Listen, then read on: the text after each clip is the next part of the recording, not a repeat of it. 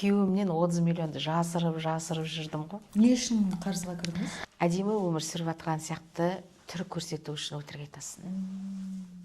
Менде бәрі жақсы. Зиянсыз өтіріктеріңізді қалай қойдыңыз? Одан мөлдір, сен өтірікші, өзің алаяқсың, сен қошеш деп жатыр маған. Сіз қалай келдіңіз бұл жолға? Мөлдір ханымға ең алғашқы рет келдім. Өзі әлі айтады ғой, сен ол кезде келгенде тірі өлік дейді ғой. Не мәселе болды бұл жерде? Не үшін тасып жүрсіз? Ол кісі өте қызғаншақ болды. Өзімнің қалауымды айта алған жоқпын.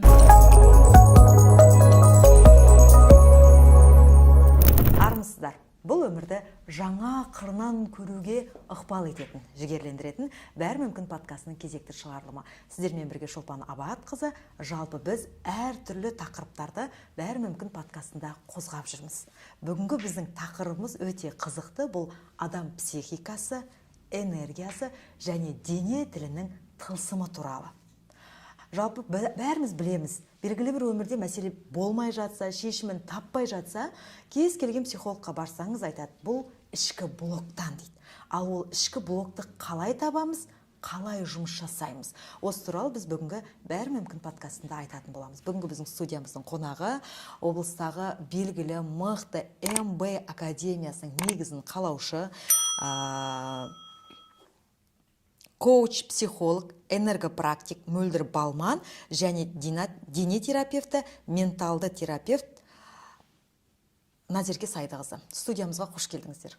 Рахмет. Көңіл күйлеріңіз қалай? Күшті. Біз енді бүгінгі подкастымыз еркін форматта болғаннан кейін сіздерден қандай ақпаратты біздің көрермендеріміз тыңдай алады? Бүгін не туралы айтамыз біздер?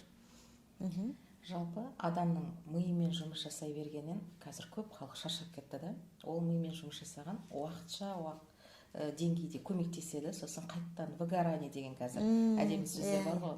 Сонымен адамдар өзі жасап жүрген ісіне сенбеушілігі көбейеді. Психологтар ауыстырады, басқа мамандарды ауыстырады, жаңағы емшілерге барады.